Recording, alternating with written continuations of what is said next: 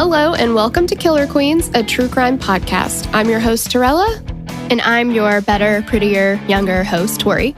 We're sisters who are obsessed with true crime. And love gal-palin with you about cases. You can expect the occasional curse word, lots of Friends quotes, and all the 90s nostalgia. To get in on the conversation, check us out at killerqueenspodcast.com. You can also find us on Instagram and Facebook at Killer Queens Podcast. And we're on YouTube at Killer Queens, a true crime podcast. Okay, y'all, grab your Capri Suns or your Surge and let's talk about some true crime. Hey, you guys, welcome back to Killer Queens. All right, so if you haven't been here before, I'm Torella. And I'm Tori. And we're going to guide you through the shit show that is the death of Kendrick Johnson. It's so sad. Yeah. I mean, the investigation is the shit show. That's right. That's the what death I mean. is not. Yeah. Of course. Yeah. Yeah. It's just really, it's really wild. And I think it's one of those cases where you're like, investigation who? Right. Yeah. Like, we need to look up that word and share it with people because maybe they didn't know that that's what they were supposed to be doing. Right. Like maybe they thought it was opposite day or something. I don't know. Oh, God. Was it opposite day? We need to look it back up. Yeah. I know. Yeah. Go back and trace check it. the schedule. Yes. For sure.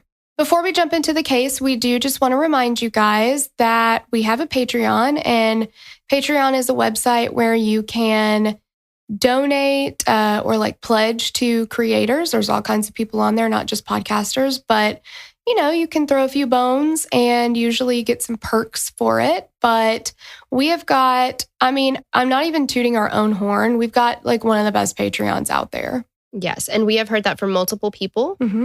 So yeah, that's true. Yeah. For $10 a month, you can get 3 full episodes a week. And we do 2 live streams a week.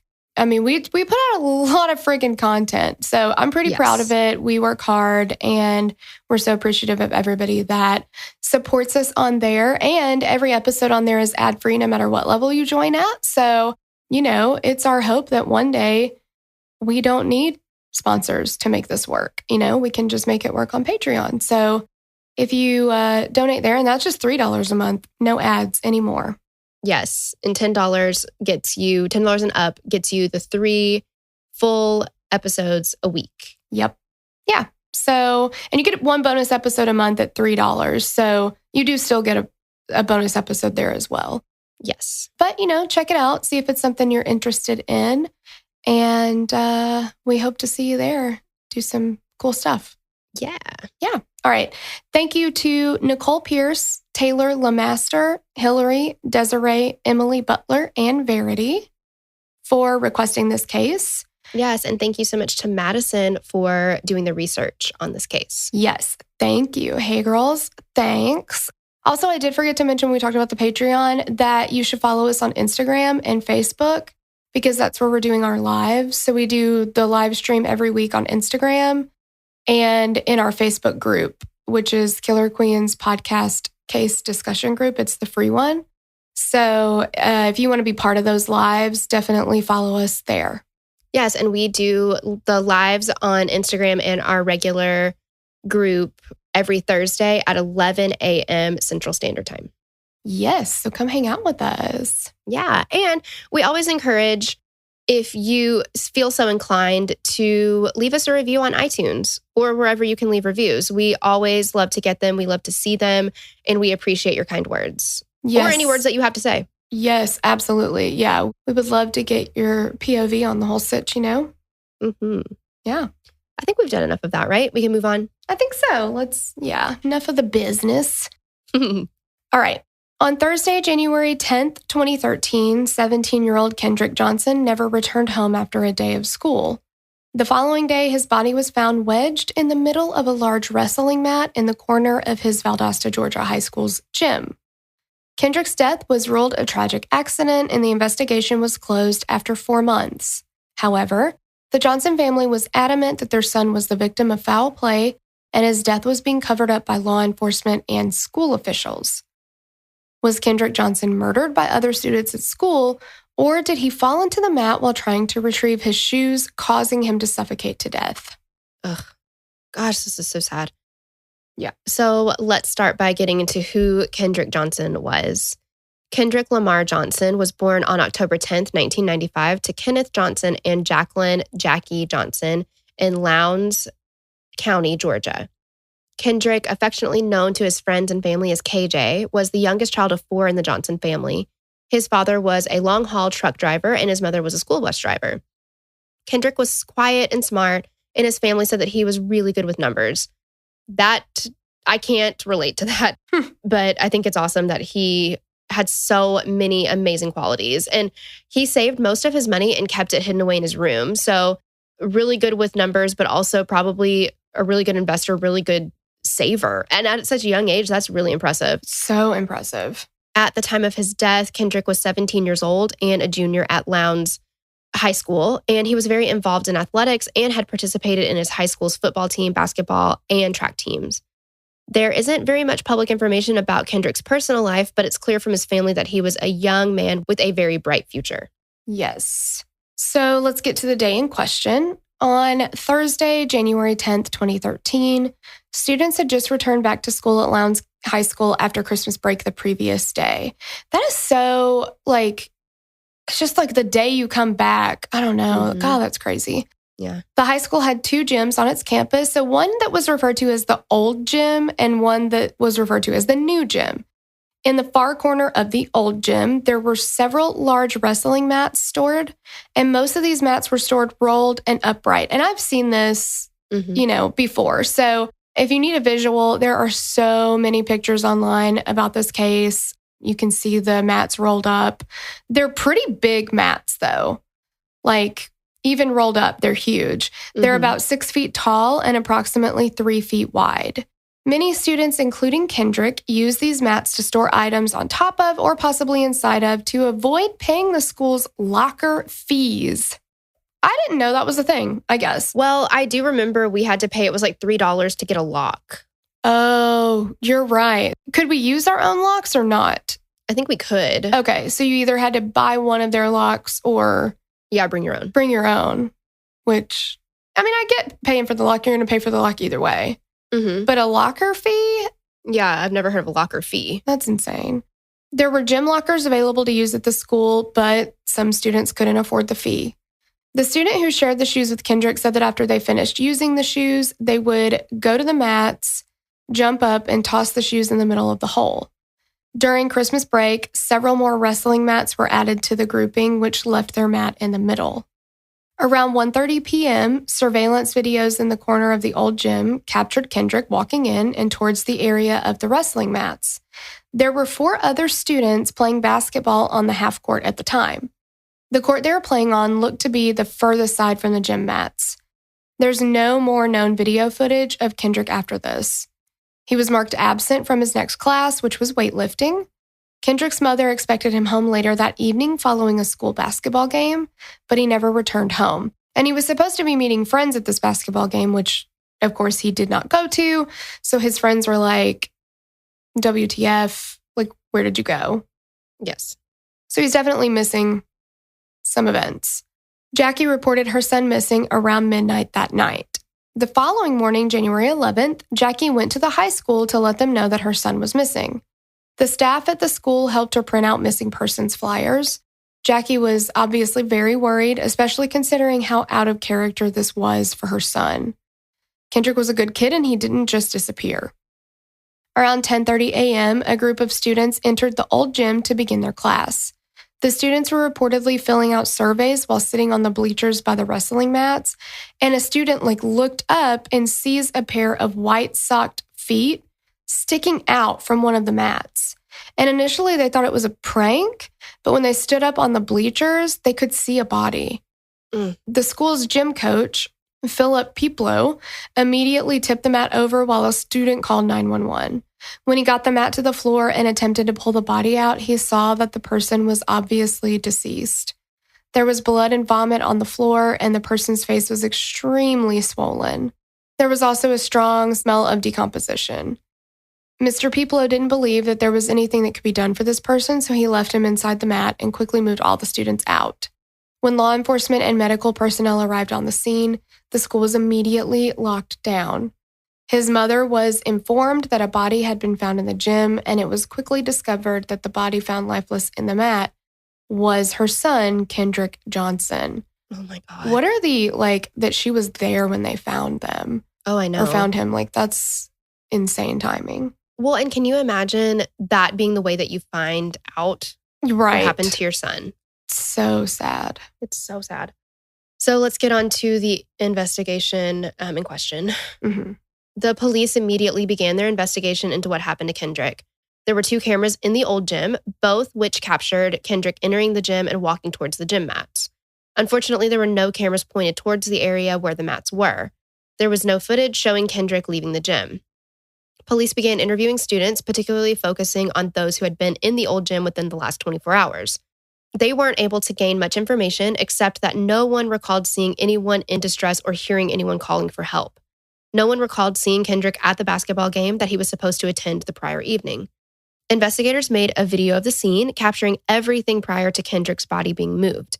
Nothing appeared to be out of the ordinary in the gym until police approached the corner with the wrestling mats. Several were tipped over, reportedly by students and the coach as they attempted to reach Kendrick. Near the mats, they found a yellow school folder and a physical science textbook that belonged to Kendrick. Just hearing the words physical science textbook just brings me right back to high school. Yeah. But I feel like it's those little things that they found that really drive home how young he was. And yeah, how young he was. And when you watch the surveillance footage, you see him carrying that yellow notebook. Mm-hmm. It's plain as day that it's yellow. It's just so, I don't know. Eerie. Yeah, it is. Yeah. In the wrestling mat, Kendrick had been wedged upside down. The sneakers that he'd been wearing were off of his feet and beside his legs in the mat. The sneakers that he shared with his friend that were often stored in the mat were on the floor at the bottom of the mat. There was a small pool of blood on the floor beneath the mat where it had been standing, with one of the shoes on top. The shoe did not have any blood on top of it. Other reported findings on the scene included another sneaker nearby the bleachers that had red spots on it, a sweatshirt with a small red stain on it, red spots on a nearby wall, and bloody tissues in the girls' locker room. The spare shoe and sweatshirt were reportedly never tested nor taken into evidence. The red spots on the wall appeared to be old, and it was reportedly tested and found not to be Kendrick's. The bloody tissues in the girls' bathroom were tested and found not to be Kendrick's blood. A female from one of the school's sports teams said that the tissues were hers from a recent bloody nose. Approximately 6 hours after the discovery of Kendrick's body, the coroner was finally called. 6 hours. 6 hours. 6 hours after he was found. What you doing in there for 6 hours, dudes? Yeah. Sheriff Chris Prine said that coroners are required to declare the cause of death as soon as possible. Prine said that their reason for delay was that the coroner wouldn't have been able to access the body until investigators had finished processing the entire scene. I'm sorry. So it took the investigators 6 hours to process the scene, yet they really didn't do a whole lot? Yeah, it took them 6 hours to look at everything and be like, well, we don't need that. I don't need that. I don't need that. Okay, bye. Yeah. What is that about? Yeah, but I don't know. I don't know the answer to that. Does the coroner, they're not allowed to do what they need to do until they just have to go up to the body and pronounce it dead, right? I would think so. I would also think that it would be probably pretty important to the investigation and possibly a trial, if that was ever to come to fruition, that the coroner would be there and be there pretty quickly. 6 hours, a lot can happen to a body. Yeah, and I don't understand. I've never heard that the coroner can't come do what they have to do until they've completely closed the scene out. Yeah, unless it's like one of those dick swinging competitions where it's like, well, we don't, you can't come in here until we're all done. Yeah, and I heard that the coroner was like, his office was right down the street from that school. He could have fucking walked there probably. Mm-hmm. And, they didn't call him, but he started hearing rumors that they had found a dead body at the school. And he's like, that's weird. Why are they not calling me if there is one there? Yeah, that's how we found out. Yeah. It's ridiculous. Oh my God. Yeah, so Prine also insisted that no law enforcement touch the body until the coroner was able to examine it. However, there are crime scene photos that show the photographer's shoes not covered in protective booties that are usually worn in crime scenes in order not to contaminate the area. And in his initial report, the coroner wrote that the scene had been compromised and that there was no cooperation from law enforcement on the scene. Why? He also said that the body itself was compromised on January 13th when the sealed body bag was opened to show the body to his father. I mean, that's sad though, because he really wanted to see his son's body and they were like, no, well, too late, whatever. And so they finally opened it. But that's a tough one to say, because you want to follow protocol, but you also don't want to shut a parent out of seeing their child for the last time. Like, I don't know. I mean, it's like rules versus having a sense of humanity and heart, right? I mean, right.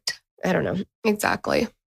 On January 14th, Dr. Mary Ann Gaffney Kraft, that's a hell of a name, conducted the autopsy on Kendrick's body at the GBI State Crime Lab in Macon, Georgia, and that's Georgia Bureau of Investigation. In the report, she noted congestive decomposition, changes of the head, neck, torso, and upper extremities, and no injuries other than superficial abrasions on the right wrist and the left distal fourth finger. Her ultimate ruling for cause of death was positional asphyxia, and the manner of death was accidental. Investigators believed that Kendrick went to the gym on Thursday afternoon to collect his gym shoes for his weightlifting class. When he arrived, he found that the mat they were in were surrounded by new ones, and instead of being able to tip the mat over to grab his shoes, Kendrick was forced to climb on top of the mats. It would have been difficult and time-consuming for him to move all the new mats out of the way, so when Kendrick reached down to grab his shoes, they had fallen further down. As he reached with one arm, he held himself up with the other one. Police believed his arm either slipped from the top of the mat or he found himself too constricted to be able to pull himself back up. As he slid further into the mat, he struggled more, which caused his sneakers to fall off. Though the hole in the center of the mats was smaller than the width of Kendrick's shoulders, the mats were soft and likely had some give as he slid down. Once Kendrick was fully inside of the mat, he would have been unable to get out. The mats were 6 feet tall and Kendrick was about 5'10". The hole was constricting Kendrick's movement, including his ability to take a full breath. Eventually, he would have been unable to breathe and suffocated. The blood found on the floor had likely come from Kendrick's nose and mouth, as his body's blood pooled in his head and upper torso. It likely dripped from his face onto his arms and onto the floor, which would explain why there was no blood on the top of the shoe found on the floor by his head. It is believed that he was inside of the mat for about 21 hours. Golly. The day after Kendrick's body was found, his family reached out to Reverend Floyd Rose of the Valdosta Southern Christian Leadership Conference and asked him to run an independent investigation into Kendrick's death. He agreed and began working with the family as well as the NAACP and a member of their legal team, Lee Touchton. The family and friends of Kendrick Johnson held multiple rallies and marches protesting the declaration that Kendrick's death was accidental. They felt strongly that he had been murdered. In April, during a public rally at the Lowndes County Courthouse, several family members held hands and blocked the entrance to the courthouse. This resulted in their arrests. Reverend Rose reportedly put up his own house as collateral to bail Jackie Johnson out of jail. Wow. I know. That's like really rallying around the community, you know? Like, right? It's amazing. In June, with the help of Reverend Rose and the NAACP, the Johnsons were granted permission to exhume their son's body for a second autopsy performed by a private pathologist, Dr. William Anderson. During this autopsy, it was discovered that Kendrick's body had been stuffed with newspaper. This was a very shocking, I don't know the right word, off-putting's not right. It really affected me when I heard this. And I heard that, okay, so it's poor practice, right? I mean, it's a very outdated procedure. Yeah. Stuffing bodies with newspaper after removing the organs is not illegal. And apparently it was done a lot of times in like the 70s. Yeah. Just to get the shape of the body for the burial. Right, because the organs have been removed at that point. So yes, I have heard, because I have a friend who she went to mortuary school. She didn't complete it, but she went and she talked about filling bodies with sawdust. That's, sawdust. Yeah. And there's some other kind of like cotton material. Yes, material that they will do. And it's because without the organs inside the body, sometimes it can get like a little misshapen. So they're just trying to like fill it back out, basically. Yes, for the funeral services. Because if you have an open casket, it's very alarming to see a body that doesn't look like the way you remember them. The Johnsons eventually sued the funeral home for this. They alleged that the funeral company destroyed their son's organs as a part of a cover-up. Dr. Anderson's autopsy concluded that Kendrick's cause of death was blunt force trauma. He observed a small discoloration on the side of his neck and said that this was consistent with a non-accidental death. It's also noted on the responding paramedic crew's report that they noticed a small bruise in the same area. Dr. Anderson said that his findings were not consistent with death from positional asphyxia. With this finding, the Johnsons, along with the help of the NAACP and the SCLC, felt even more confident that Kendrick was the victim of foul play. 4 months after Kendrick's death, the Valdosta police closed his death investigation, ruling it a tragic accident. Okay. So there are rumors, there are theories, there's, conspiracy theories like all over the place in this case. Yes. And we'll go through some of that. What were you going to say? I was just going to say, I feel like conspiracy theories is kind of like one of those, what's the right word? Like, it's one of those charged words that you're like, oh, it kind of doesn't have a great connotation to it. Mm-hmm. Or phrases. And I just feel like I can understand with a case like this because there's so many questions and so many, it's tragic for sure, but it is just so crazy what we know about it. Yeah. And what we don't know about it. So I can understand why there are so many rumors and theories. Right. Yeah. That gives you that kind of room to start to wonder and let your imagination go because you're trying to piece it together. Mm-hmm. Though the police felt that there were no unanswered questions left about Kendrick's death, his family continued their own investigation. They believe that Kendrick was attacked by several boys at the school gym, beaten to death, and then rolled up in the mat. The 2 boys believed to be behind it were brothers Brian and Brandon Bell. Both boys were involved in athletics at Lowndes High School and knew Kendrick well. Kendrick's father said that the younger brother, Brian, got into a small fight with Kendrick while being bused to a football game over a year ago. Despite this, friends of the 2 reported that Kendrick and Brian quickly reconciled and were good friends, and had even recently worked on a partner project together voluntarily in science. So they didn't get stuck with each other. They said, hey, do you want to be partners? Mm-hmm. They're obviously not that mad. Like, you'd find any other partner if you were just like, I'm done with this person. Oh, absolutely. And I feel like high school fights, they run deep. Yes.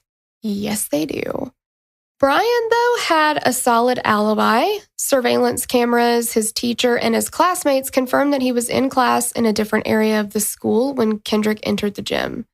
His older brother, Brandon, was en route to a school wrestling match on a school bus with the rest of his teammates and coaches. There's been quite a bit of controversy surrounding Brandon's alibi. Prior to the wrestling trip, his coach filled out a form stating that the team would be departing at 4 p.m. So if that's true, then Brandon would have been on campus when this happened. He would not have been on a trip. Mm-hmm. But when his coach was asked about it, he said, oh, I messed up the form. The tournament started at 4. We would have to leave well before that. But I just thought it meant, what time are you going? What time do you need it by? So there's a little bit of... There's some discrepancies. Confusion, about that. Yeah. It is confirmed that the wrestling team attended the school's first lunch session from 11:32 a.m. to 12:02 p.m. The team and the coaches then boarded a bus to head to Macon, Georgia, which is about 150 miles away from Lowndes High. The coaches' cell phone records indicate that the team was at least 85 miles north of the school at 1:53 p.m. So they left at least an hour before that. Well, yeah, and if the coach is with the team, which I would imagine so, and Brandon was at that wrestling match, like he was definitely with the team. Yes, yeah, everybody saw, like parents, friends, teachers, like everybody saw him there. Yes. Yeah. In a video released to the family, it shows Kendrick waiting in line for lunch in the school's cafeteria. The Johnson family's attorney says the video shows another student in line that was part of the wrestling team, but that has not been confirmed. In addition to the Johnsons questioning the Bell brothers' alibis, they also felt it was extremely suspicious that their father, Rick Bell, was an FBI agent. So they believed that he aided in the cover-up of their son's murder. While over 100 students were interviewed and cooperated with police in their investigation, the Bell brothers were reported to be the only students who refused to talk to police. And Rick Bell referred the police to his family attorney, who told them the boys wouldn't be speaking to them. Everything's going to go through this man. Well, and okay, so we have talked about this kind of thing multiple times when you are being approached by police and we say like, oh, it's really suspicious when somebody lawyers up. But then we're also like, but you should always lawyer up. I don't blame, because if the dad is familiar with law and the justice system. Yeah. This is exactly the person that especially if you have nothing to do with whatever you're being questioned on, you better lawyer up. Mm-hmm. Like, you just can't take any chances. Always. With that. Yeah, always. Because there is just so many ways that you who had nothing to do with it, and I'm not saying they didn't or they did, I don't know.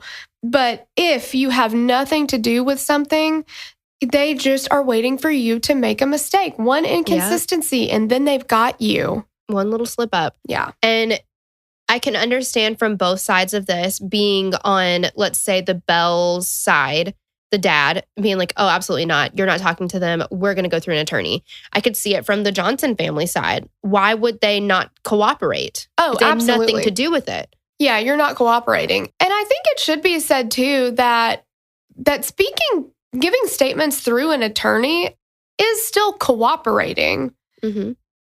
It's not as freely, right? The police don't get you for as long as they want you. They don't get to do all their tactics that they use to get confessions and stuff. Yeah. But it's not necessarily that you're just not saying anything. It's just, you can talk to me with my attorney present, or you can get statements from me through my attorney or whatever. But I think just it's widely, believed and felt that somebody who gets a lawyer is guilty because that makes them look guilty, because why does an innocent person need a lawyer? Right. And I used to be right in that same camp. Like, before we started doing this, I felt the same way. If you didn't do anything wrong, you don't need a lawyer. Mm-hmm. But I almost feel like especially if you didn't do anything wrong, you need a lawyer. Right. Yeah. Everything about the way that I used to look at crime versus now has completely changed. Oh my gosh, yes, so much.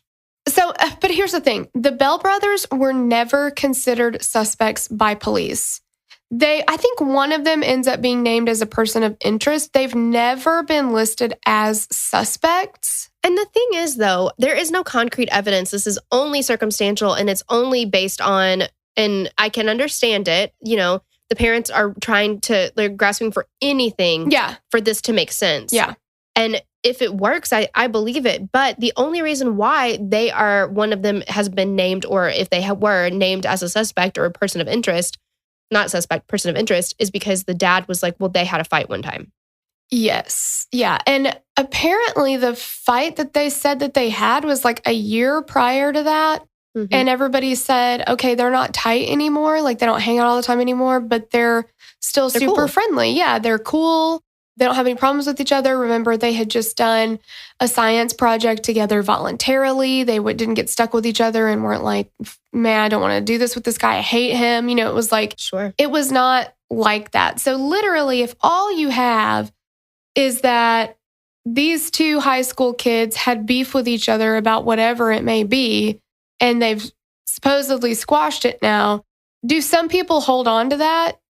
Yeah. Do some people do crazy stuff and wait a year and kill somebody? Yes, they do. Mm-hmm. Like, there are people that do that, but we're talking about high school kids, and the likelihood is that they're all going to get in fights with their friends at some point. Yeah, and they're all probably going to let it go. And the fact that paired with the fact that both brothers, Brian and Brandon, had pretty good alibis. I mean, the wrestling match is kind of sketchy because of the timeline, but you do have evidence of the teacher's cell phone. Exactly. Yeah. We know the teacher didn't leave that day. He didn't take a half day off, come back, pick the kids up, and go to the tournament.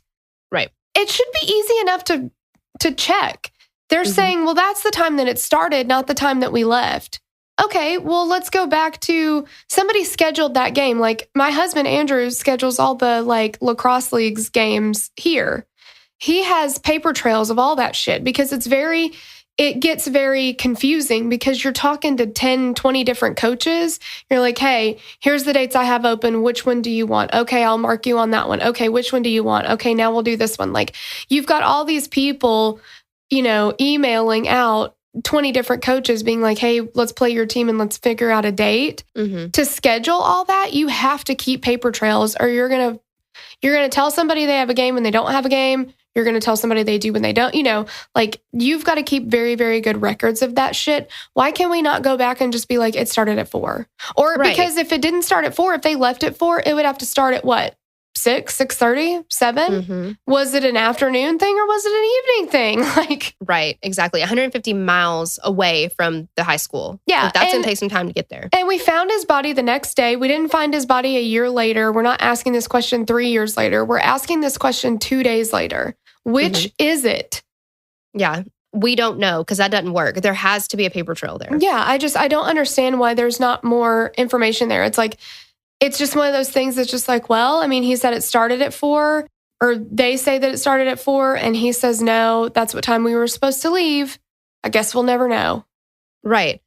And the thing is, I can understand why it's kind of sketchy because there is no concrete, like, it happened then, he was definitely gone then. It kind of feels like a cover up in that way because people are, there's no evidence, there's no concrete facts about anything. It's like, well, we don't really know.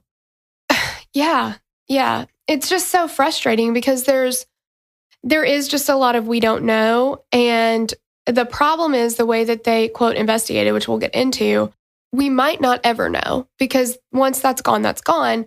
But what you cannot do is publicly dox people and put them through this like public shame when there is no evidence that they had anything to do with it. You get evidence, that's a different thing. But the thing about this case, well, any case that this happens in, once you put it out there that someone is a person of interest, then the media goes crazy and then it becomes a trial by media. And what happened with Brian was that he received a scholarship from Florida State University. They gave him a football scholarship, but they revoked it because of all this. Yeah, because he was, and the thing is, okay, look, I feel so bad for the Johnson family. Like, my heart goes out to them. Of course. I cannot imagine what they're going through. I don't think that they're just going around being like, maybe it was that guy, let's just ruin his life. I don't think they're doing that. I think that they legitimately believe that it was these boys because of the problems that they knew about that they'd had before. Like, they're racking their brains. Who could have done this? Who would have a reason? Who didn't like him? This is who they say Kendrick had been telling them was bothering him. So, of course, that's where your mind's going to go. Like, it's them. And that's something that definitely needs to be investigated. But when they found out that Brian had gotten the scholarship, they contacted the school and said, hey, well, he's under investigation for a murder. Right. Yeah. Which was not technically even true at the time. He wasn't under investigation. He was a person of interest, which just means they need to talk to you and figure things out more to clear you or charge you or whatever. But they did that with more than one opportunity that these kids had.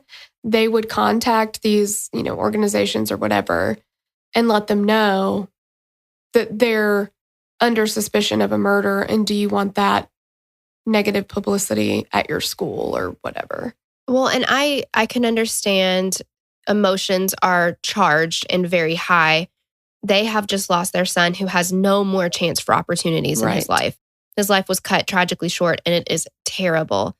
But at the same time, I think that it doesn't serve anyone to act rationally, like in a rash way. Yeah, they should act rationally, but they to act off of emotions and to mess that up because without knowing, I mean, I could understand if it was 100% true and nobody cared and people were still just like, hey, come, here's a scholarship, here's $1 million, here's all these amazing things that you can be a part of. I get that, but it seemed like it snowballed into this huge thing. And it's like, I get your feelings and I don't think that should be discounted, but at the same time, that's not fair. Right. Yeah. It's not fair. Mm-mm. Two wrongs, don't make a right. Yeah. Kind of thing, unfortunately, but three lefts do. Yeah, definitely. I'm just putting that out there. Yeah. Throughout the years following Kendrick's death, the Johnson family filed multiple lawsuits against 40 plus defendants alleging that they'd been involved in the death and or the cover-up. In a 2015 deposition regarding one of these lawsuits, both Kendrick's mother and father admitted multiple times that they had no evidence to indicate that the Bell family was involved in their son's death. I mean, that's bad. Yeah, I mean, they have no evidence. And again, my heart bleeds for them. Yes, I feel so awful, yeah. but you have no evidence yet. You're kind of ruining their lives. Mm-hmm. Yeah. It's so sad all the way around. But again, that doesn't serve anything. Mm-mm. As the Johnsons continued to protest the police declaring their son's death an accident, they brought forward more of what they felt were inconsistencies. In an effort to grab attention with signs they held at protests and rallies, they posted large photos of Kendrick's face after his death.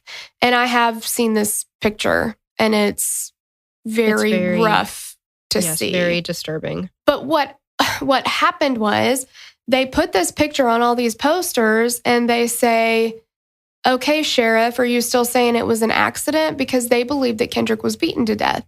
And when you look at the photo and you see his face and the way that it looks, and we're not going to post that photo anywhere. You can find it easily. I mean, that looks like, you look at that and you're like, something happened here, right? Mm-hmm. But the problem with that is that this picture wasn't taken after Kendrick had been pulled from the mat. It was after the autopsy. The photo was taken after the autopsy. So during the autopsy, they peel the skin back so that they can perform their exam. And that's why it looks so incredibly gruesome. He also appeared to have some small abrasions. His face is super swollen. He had dried blood coming from his nose.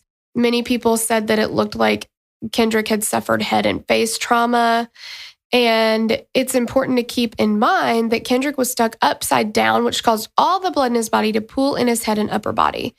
This would cause significant swelling and decomposition in that area, similar to someone who had hung themselves and had really swollen legs. So, gravity. Your body fluids are all going to go to the point that's, gravity. So that's what's happening here. So his face is what is going to show all those things because that's where his blood went. Mm-hmm. And then you factor in the things that have to happen to a body during autopsy. Because I think a lot of people also just did not even, you don't realize what somebody would look like if they were upside down in a mat for 21 hours. Yeah, absolutely. It's worse than what you think it would be. But a lot of people were pretty upset when they found out that those pictures were not from immediately when Kendrick was pulled from the mat, that they were from after the autopsy. A lot of people, the Johnson family started to lose some support after that. I do think, though, that even if they used the pictures pulled straight from the mat and had not given context that he had been in there for 21 hours, mm-hmm. that would still be a little misleading. Yes, I think so too, because it would be horrific either way. Because, if you didn't know the details of it, which, again, there are a lot of details that we still don't know, mm-hmm. but if you didn't know the details of it, you would think, the pictures look like he had been beaten very badly. But then knowing what we know, that mm-hmm. it's gravity and blood pooling and swelling. Yeah. Swelling can do a lot of really horrific things to a human body, especially a face. And there are medical conditions where people, will get very swollen. I'm also thinking about our cousin's daughter who was in the hospital. Oh, and her organs were failing and all these things were happening, and she didn't look like herself at all. Not even a little bit, no. It was scary to see somebody that you love and they don't look like them, you know? Mm-hmm. And that was because of swelling. So again, it's terrifying, it's sad, it's tragic, it's traumatizing, but swelling can do a lot to a body. Like you just have to take that into account too. Kendrick's father also said that evidence was intentionally destroyed at the Valdosta crime lab. He said that when he went to identify his son's body, that the temperature inside was extremely hot and the drawer that his son's body was in was heated. And he said when they opened the drawer to let him see Kendrick to identify him, that he felt a gust of like warm air hit him. It was not cold or cool, and it's supposed to be. Mm-hmm. He said this was done in order to destroy evidence on his son's body. Lee Touchton, the family's representative from the NAACP, denied these allegations. She toured the crime lab and verified that there were appropriate alarms working in order to go off if the temperature rose too high. There were also emergency generators should there be a further emergency. So they do have things in place to make sure that doesn't happen. Yeah. So I feel like, I don't know, I think that they're trying to do whatever they can to get attention on this and get it reopened, and I completely understand that. But alleging things that are not true diminish your credibility. Yeah, that's going to get you a really, really bad kind of attention on the case. Right. And that's what you don't want. You don't want people to stop believing when you say, hey, I found this, or somebody said this to me, you want them to take that seriously. Yeah. Another piece of the investigation has been argued as being part of a cover-up is involving the school's surveillance footage from the day of Kendrick's death. At the time, there were 59 cameras in and around the school. The camera footage was immediately downloaded and given to investigators on a hard drive. The footage was eventually made available to the Johnson family later that year. Okay, there are 6 different servers that these cameras feed to, but none of the servers' times matched up. They were all off on times. Mm-hmm. So if it's 12:50 on this one, it's 12:42 on this one, or 1:30, just none of it matched up. Well, yeah, and each server had its own clock, but they don't reflect the accurate time of day that they're saying it does. And apparently this is a surveillance camera thing. Like, how many cases have we seen, most of the time it's like, oh, the camera didn't work, or there wasn't a camera, whatever. But if it does, it's like timestamp is off.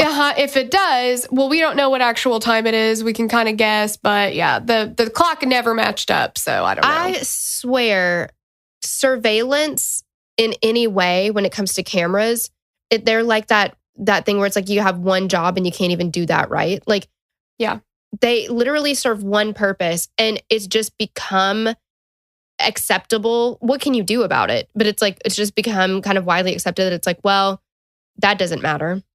Yeah.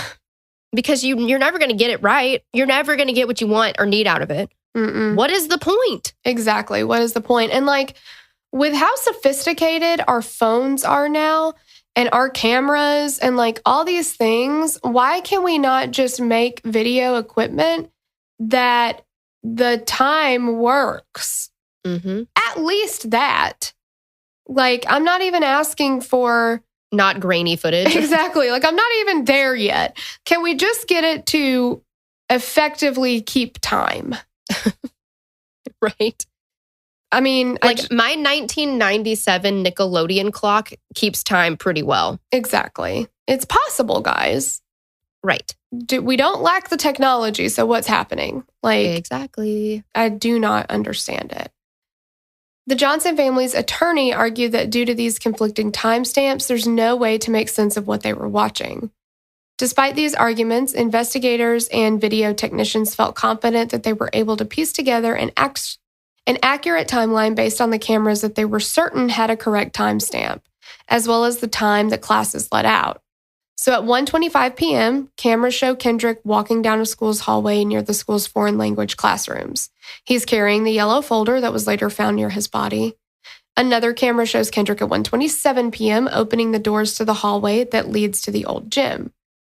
There is then footage that shows Kendrick entering the old gym at 1:09 p.m. However, this timestamp was has been reported to be inaccurate and corrected to be at 1:28 p.m. There are then 2 motion sensing cameras that capture Kendrick inside of the old gym, walking from the entrance towards the corner of the gym where the wrestling mats were stored. Kendrick smiles at one point in the video and doesn't appear to be following anyone. He's walking by himself, and there's no sign of anyone following him. The Johnson family argued that there appeared to be missing chunks of time from the videos, particularly after he walks into the old gym. They raised the concern that it appears that people seem to disappear from frames suddenly. The attorney for the sheriff's department released a statement saying that the surveillance video in the old gym did not record video, but were motion detected and recorded still frames at the rate of 1 frame per second. And from what I understand, that's how most surveillance videos work. They're taking just stills over and over and over and over. And that might just be how video cameras work. I don't know, because it's like those little things that you like draw on the book and then you flip it and it shows movement. That's just drawing the same thing over and over and with a slight difference. And then you put it all together and it's motion. That's what that actually is. The cameras were activated when they detected a change in light. So this doesn't always happen when a person moves across the area. They deny that any of the footage had been altered. Another concern was if Kendrick did accidentally become lodged inside the wrestling mat, why would nobody hear him yelling for help? In a YouTube video, several people perform an experiment by having one person scoot into the center of a very similar wrestling mat. The mat's rolled up, turned on its side, and exactly how the mat Kendrick was found was. The person inside yells for help while struggling to free himself. You can almost not hear it at all. Like, it is very, it's very quiet. It's muffled because there's, at that point, probably 6 layers of mat around you. Exactly. Yeah, it's super, super muffled. This person cannot free themselves. They really can't do anything. But it's if the sound would be that muffled and this gym isn't the one that's in the most use, it's not like somebody walking in the hall outside the gym is going to hear him yelling. Mm-hmm. You'd have to be in the gym and pretty much over at the mats. And even then, it's kind of a crapshoot if you'd hear it or not. Right. So I understand. It seems like at a school with a bunch of people, somebody would hear him yelling for help. But like you said, you've got all those layers around you. It's kind of soundproofing. And he's in the middle of however many mats rolled up too. Exactly. Yes, exactly. There's so many more mats around. Yeah. If that's what happened, right? If he slipped into it by himself on accident, tragic accident, and he just got stuck, it makes sense why no one could hear him cry for help, which is, that's tragic all by itself. Yes. After Lowndes County ended their investigation, the Johnsons continued their own investigation with the assistance of the NAACP and SCLC. Eventually, the SCLC and Lee Touchton of the NAACP came to the conclusion that the police department did, or the same conclusion. Kendrick's death was a tragic accident. Both Reverend Rose and Touchton said that there is reason to believe that the Johnson family's lawyers weren't entirely truthful about information they did or did not receive from law enforcement and school officials. The Johnsons' attorney said that they believe that Kendrick was killed in another part of the school, then brought to the old gym, and that surveillance video will prove it. He said that the school and law enforcement were stonewalling them in their attempt to see the videos. The attorney from the Lowndes County schools said that he has offered for the Johnson family to view the surveillance videos multiple times, but their lawyer has declined every offer. Touchton said that the family reported being stonewalled on multiple occasions about receiving documents and information from law enforcement and the school when she personally had received the documents. Touchton eventually resigned from the NAACP due to what she reported were matters of conscience regarding the investigation. Both Touchton and Reverend Rose felt the continued accusations of a cover-up were unfounded. In April of 2021, Jackie Johnson brought forth a recording that she had purchased for $1,000 from an anonymous tipster. This recording is the voice of an assumed Caucasian male confessing to be involved in the murder of Kendrick Johnson. The recording says, quote, "They're going to catch me anyways. Should have never done that. I was stupid. I was young and stupid, man. Kendrick didn't deserve that. They're going to catch me." The case investigating Kendrick's mysterious death has been reopened by Valdosta police. Yeah, and they said that there's 17 boxes of evidence. Did you watch that? I watched a few interviews with the family's spokesperson. His name is, I don't remember his last name, Marcus something. Mm-hmm. Excellent teeth. I mean, great smile. Oh, well, yeah. Man, beautiful teeth. But he's like, we feel like, those 17 boxes of evidence represent the 17 years of Kendrick's life, and that we're really going to get somewhere. And this new sheriff has been very adamant about getting all this information from the federal investigators and all this stuff and reopening this case. So I think that's great. I think that it should be reopened. I think that because just things were not done. Mm-hmm. I mean, not even wearing the protective booties in a fucking crime scene. Right. I mean, that's just shitting all over the crime scene and being incredibly disrespectful to the crime itself. Yeah. Yeah, to Kendrick. Yes. I hope that something comes of it, because there's so much that nobody knows, or that we're not being told, or that nothing, things weren't investigated. So I hope that something good and productive comes from this. Mm-hmm. But at this point, we just can't know what we don't know. Right. So, yeah. And hopefully they will, find something that somebody missed in there. I mean, obviously, there are just so many weird things, like the blood all over the wall. I know. And they never tested it. They were like, that doesn't concern us. Yeah. Well, they said it just wasn't, they tested it to match Kendrick's blood, and it didn't. So they were just like, whatever. But yeah, it's like, and then they said, well, that blood looks older. First of all, there's no way to tell how long blood has ever been anywhere. Mm-mm. That's just not a thing. 21 hours. That's enough time for blood to dry. Exactly. Yeah, you can tell if it's dry or wet, basically, and that's about it. But you can't look at something and say, like if somebody came over here and I had a bloody nose one day and had gotten I don't know, there was a drop of blood somewhere on the wall or something crazy. And then something happens to me, right? I go missing, can't find my body. And the police say, well, there's blood here. She must have been killed in the house. Well, we don't know. Is that blood from the day she went missing? Or is it from any other time because she lives in this house? Right, exactly. And I mean, accidents happen, people.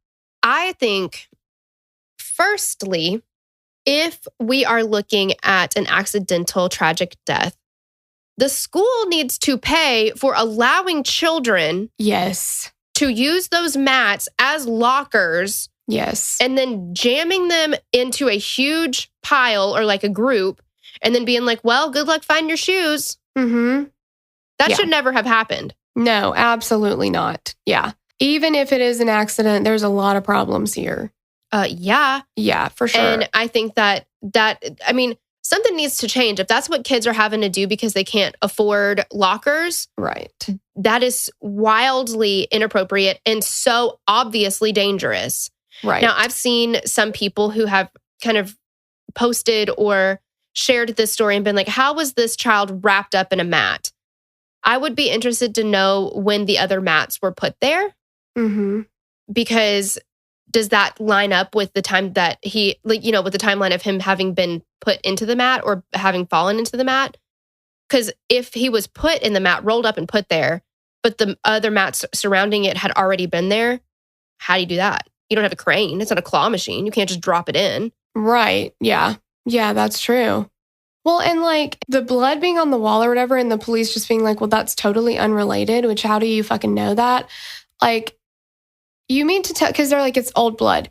You mean to tell me that the school janitor, whoever's responsible for cleaning, they keep their job by leaving blood all over the walls? Right. Whoever cleaned that night, whatever day that happened, that shit should have been gone the very next day. Well, and my God, I mean, this is coming off of a huge break for them. Yeah, that shit should have been very clean. Yeah. Yeah, so there's no way. I don't think, okay, and if it doesn't belong to Kendrick, who does it belong to? Yeah. Because that person could be a person you need to talk to about this, because there was also the sweatshirt and the other shoe nearby that they did not collect or test. And both appeared to have blood on them. Right. I am kind of interested to understand how there was blood underneath the shoe. Are they saying that while he was suspended, in this mat and was bleeding from his nose, that then the shoe fell on top of it because there was no blood on top of the shoe. Exactly. And it's like a white and black shoe, and the white areas are pristine. Oh, yes. It's, I don't know what kind of shoe it is, but yeah, there are like 2 stripes, it looks like, along kind of the top from the toe to the back of it. Mm-hmm. And yeah, it's very, very clean. Yeah. So how did that happen? I have heard, and I don't know, I mean, we didn't discuss it, but I have heard from watching different videos that when he was found in the mat, his arms were pinned kind of behind him. Yes. So yeah, that was the other thing. Because it's like, imagine like putting your hands at your side and then diving head first with your hands still down at your side. Why would you do that if you were reaching for something? Yeah, inside of the mat. His arms are not. And I don't think that if he dove in and for some reason, he's got his arms out and he dives in, I don't see him being able to move his arms to bring them back up that way. There's not enough room in there for you to make any major maneuvers, changes of position. Right. And then what would have been the end game for that anyway, had he been able to do that, to put his hands up at the top and then push himself back out? Like, I don't know. Yeah. It seemed like you want your hands in front of you because if you could touch the floor, maybe you could get some leverage. Yeah. Or even on the sides of the mat and kind of like push yourself out, kind of like wiggle yourself out. Yeah. The whole thing is, this was a very precarious situation to put children into. Yes. And allow them to do this. Yeah. And there's absolutely no reason for it. No. To grab shoes. Right. Yeah. Yeah. What do you think about like a jawbreaker situation? See, that's honestly what I was thinking, where it was kind of like, you mean an accidental death, maybe not the way that they said it was, but then he was put there to be like, whoops, this was an accident. Yeah. Hey, it would be funny to stick him in there and we'll come get him after our class. We come back. Right. Oh, fuck. I did not know somebody could die from that. Absolutely. Yeah. I mean, I was thinking about that because, I mean, that is one of the rumors, I don't know if that's the right word, but theories, is that it was kind of a prank. They were going to play on him. Hey, let's shove him in there. Mm-hmm. And then it got wildly out of hand. And which you would hope that people would come forward and admit that, because if you don't, you're a piece of shit. Like, I get it. You didn't mean for him to die. If that's the situation, it's a stupid prank. But I mean, the family needs closure. Like, and I know you don't want to get in trouble, but something has to be done. Like, sorry. Yeah. But I don't think that he accidentally fell in. Mm-hmm. That just seems absolutely ridiculous. And they've been using those mats for how long? Mm-hmm. I don't know that he's going to do anything to make it so that he can't come back out. Like, they knew how to get what they needed to get. Like, yeah, I don't know. So it just seems like he wouldn't put himself in a situation that was going to be that dangerous. And it would be hard to get down into the mat in the first place. Mm-hmm. Like, you kind of have to like shimmy in because it's a tight squeeze there. Yeah. So it just seems like you're not going to squeeze yourself into something that tight with no way to get out. Yeah. And just hope that you're going to come back out of it. Like, that doesn't seem like anybody would make that call and be like, yeah, it'll be fine. Yeah. Yeah, exactly.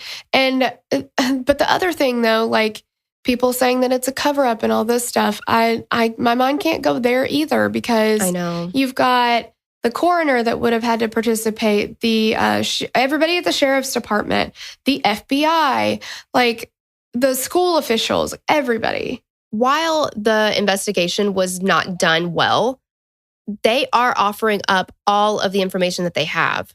Yeah.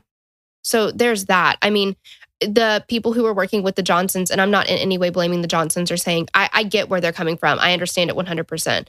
I would probably be doing the same thing. I can't say that I can't say what I would do or not do, but yeah, I'm not coming from a place of being like, oh, look at what they're doing wrong. But yeah, the NAACP and the, oh my gosh, what was it? SCLC.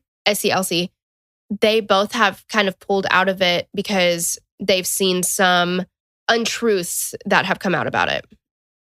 Yes. Yeah. And that's a problem. I mean, they, like we said, you don't want to diminish your credibility when you want people to investigate your child's, what you believe is a murder. And there have been things that unfortunately they have just straight made up. And these are things that can be fact checked, and people have, distanced themselves from that. Mm-hmm. I mean, it just doesn't bode well or look good when you have people being like, right. I'm not in your corner anymore. I mean, I would say I'm in the corner of truth. I think it needs to be investigated. I think we need to find at least some more answers. I think the family deserves closure. Absolutely. And I think Kendrick's memory deserves closure. And if it does turn out that he really did dive in there, which I don't think is what it happened, but if it is, then like you said, we need the school to make some changes. Kids should not be using wrestling mats as lockers anyway, because if it is, especially if this is what happened and it's an accident, obviously that's dangerous. So figure something else out. Yeah, exactly. And there's no teacher, no authority figure around making sure, like policing this to see, is everybody okay? They're just like, well, go get your shit. Yeah. I mean, yeah, irresponsible. Very. Yeah. So I agree with you. I mean, I think that it needs to be 100% investigated. I'm glad that it's being reopened. I think that things need to be looked at and continue to be looked at until we come to a conclusion that provides closure for the family and also makes sense. But right now, it just doesn't make sense. Right. Not at all. Mm-mm. Well, we would love to hear what you guys think. Yeah, we want to hear what you guys think. This is a crazy case. Just so many different facets, that are involved in it.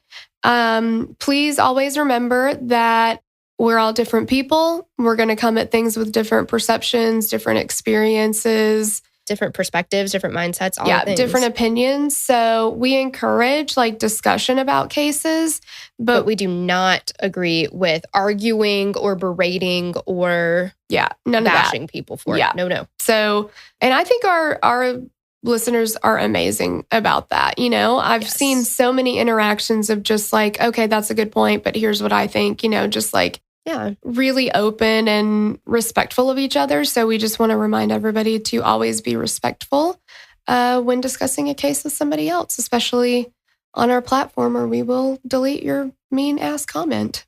Yeah. I mean, let's encourage intellectual and positive debates and no attacks. Exactly. Love it. Yes.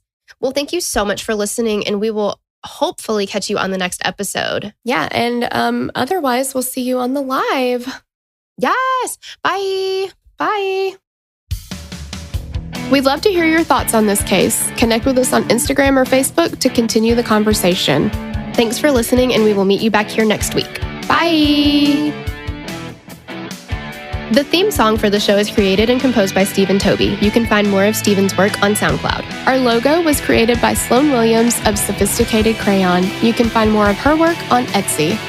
Visit us at killerqueenspodcast.com for merch and other info about the show.